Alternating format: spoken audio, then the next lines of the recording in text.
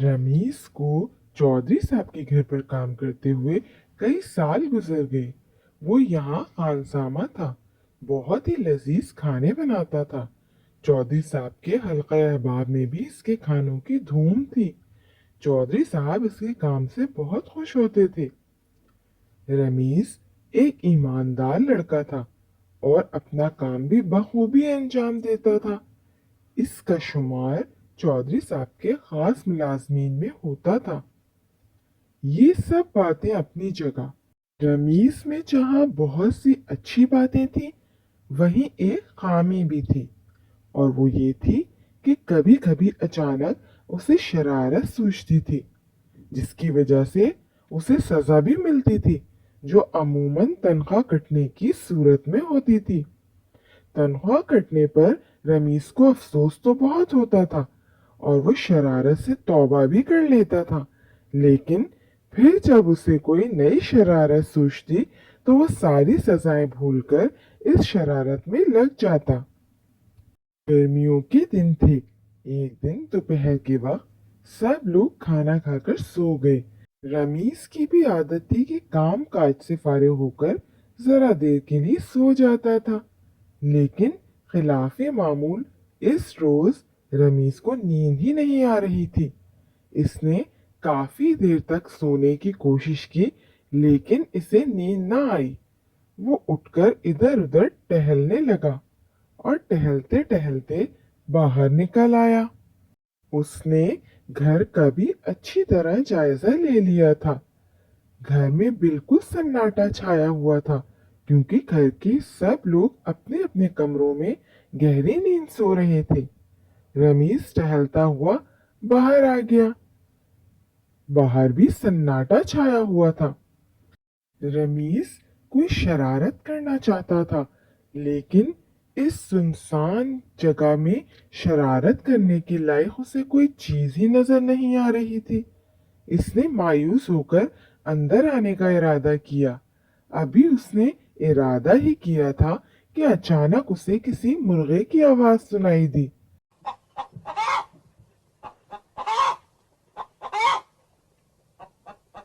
जैसे ही रमीज ने मुर्गे को देखा, रमीज ने दिल ही दिल में ख्याल किया कि रमीज मियाँ, कुछ और न सही, यही सही। आज का वक्त गुजारने के लिए ये मुर्गा ही काफी है। छोटा सा तो है, लेकिन वक्त तो गुजर ही जाएगा। ये सोचकर रमीज आहिस्ता आहिस्ता कदम उठाता हुआ मुर्गे की तरफ पहुंच गया। मुर्गे को दबोचकर वो आहिस्तगी से घर में दाखिल हुआ और बावर्ची खाने में जाकर इसे ज़ुबा करके बड़े मजे से इसे भूनने में मसरूफ हो गया। थोड़ी ही देर में इसने मुर्गा भून डाला और उसे मजे से हड़प कर गया। इन तमाम कामों से फारिग होकर वो चुपके से अपने कमरे में चला गया और आराम से अपने बिस्तर पर लेट गया, जैसे उसने तो कुछ किया ही नहीं। शाम होते ही पूरे मोहल्ले में हंगामा सा बरपा हो गया। मलिक साहब को अपने मुर्गे की गुमशुदगी का पता चल गया था और उन्होंने पूरा मोहल्ला सर पर उठा लिया। वो उनका बहुत ही प्यारा और लाडला मुर्गा था। उन्होंने बड़ी मोहब्बत से इस मुर्गे को पाला था। मलिक साहब ने पूरे मोहल्ले को इकट्ठा कर लिया। उन्होंने मोहल्ले के सब घरों की तलाशी लेने का फौरन फैसला किया, क्योंकि उन्हें पूरा यकीन था कि हो ना हो मुर्गा जरूर इसी मोहल्ले के इसी घर में बरामद होगा। रमीज भी वहीं मौजूद था और पूरे मामले से महजूज हो रहा था। जब काफी देर हो गई और मुर्गे का कुछ पता न चला, तो मलिक साहब की परेशानी मजीद बढ़ गई कि अब करने को क्या करें। रमीज अंदर ही अंदर दिल में सोचे जा रहा था कि अगर मलिक साहब को उनके मुर्गे का पता चल गया कि उनका मुर्गा मैंने पकड़कर हजम कर लिया है, तो फिर क्या होगा, मैं क्या करूंगा। मारे खौफ के रमीज तो कांपने लग गया। फिर क्या था, मलिक साहब ने तो धाड़े मार मार कर रोना शुरू कर दिया और वो रोते हुए मुसलसल धमकियां दे रहे थे। अरे मेरा मुर्गा कहाँ चला गया? मेरा मुर्गा जिसके पास से भी बरामद हुआ मैं उसे छोड़ूंगा नहीं और उस पर केस कर दूंगा।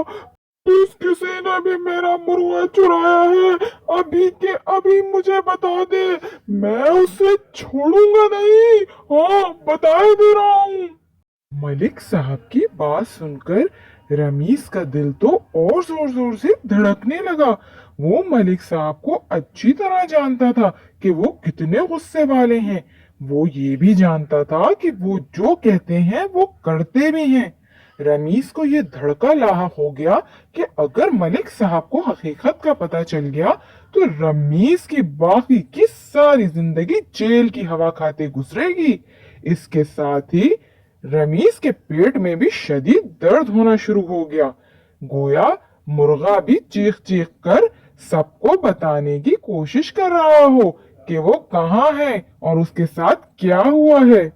रमीज ने इस तमाम सूरत हाल से बचने के लिए वहां से भागने की कोशिश की, लेकिन किसी ताकत ने उसे वहीं रोक लिया और उसके कदम गोया वहीं जम गए। फिर अचानक इसके मुंह से चीखें निकल गईं। आ, आ, आ, और वो चिल्ला चिल्ला कर अपने जुर्म का एतराफ करने लगा। रमीज का इकबाल जुर्म सुनकर मलिक साहब को उस पर बहुत गुस्सा आया।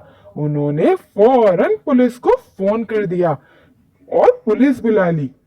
मलिक साहब ने पहले ही सोच लिया था कि रमीज को गिरफ्तार करवा के और इसे सख्त से सख्त सजा दिलवाएंगे। रमीज गिड़गिड़ाकर उनसे माफी मांगने लगा। रमीज बार बार चौधरी साहब की तरफ देख रहा था कि वो इसकी मदद करें और शायद वो उसे मुसीबत से बचा लें। चौधरी साहब ने भी रमीज को इस हरकत पर बहुत डांटा, क्योंकि इस हरकत पर चौधरी साहब को भी शदीद गुस्सा आ रहा था, क्योंकि आज रमीज ने पूरे मोहल्ले के सामने इनकी नाक कटवा दी थी। एक लम्हे के लिए उन्होंने सोचा कि अच्छा है, रमीज जेल चला जाएगा तो इसे अपनी तमाम गलती का एहसास हो जाएगा और आइंदा इस तरह की गलतियों से बाज आ जाएगा जिन्हें वो शरारत कहता था। फिर इन्हें न जाने क्या ख्याल आया कि उन्होंने सोचा कि रमीज को अपनी गलती का एहसास तो हो ही गया है और वो अपने किए पर भी पशेमा है, तो उसे इसकी गलती सुधारने का एक मौका जरूर देना चाहिए। एक मौका तो जरूर मिलना चाहिए, क्योंकि आखिरकार रमीज इनका लायक मुलाजिम था। वो इसको कैसे मुसीबत में अकेला छोड़ सकते थे। आखिरकार चौधरी साहब मलिक साहब के पास गए और उन्होंने रमीज की तरफ से मलिक साहब से माजरत भी की और उसी नस्ल का दूसरा मुर्गा देने का भी वादा किया। मलिक साहब बहुत गुस्से में थे। वो इनकी कोई बात सुनने को तैयार न थे। इनके सर पर सिर्फ इंतकाम का भूत सवार था। चौधरी साहब एक शरीफ आदमी थे। पूरा मोहल्ला इनकी शराफत का कायल था। मोहल्ले के लोगों ने बड़ी मुश्किल से मलिक साहब को समझाया। वो किसी की बात सुनने को तैयार ही न थे, लेकिन बड़ी मुश्किल से रमीज को माफ करने पर आमादा हो गए। चौधरी साहब ने एक हफ्ते तक मुर्गा लाकर इनके हवाले करने का वादा भी किया और रमीज को लेकर घर आ गए। रमीज ने चौधरी साहब का बहुत शुक्रिया अदा किया कि अगर चौधरी साहब ना होते तो आज वो सलाखों के पीछे होता। चौधरी साहब ने कहा कि खाली शुक्रिया से काम नहीं चलेगा।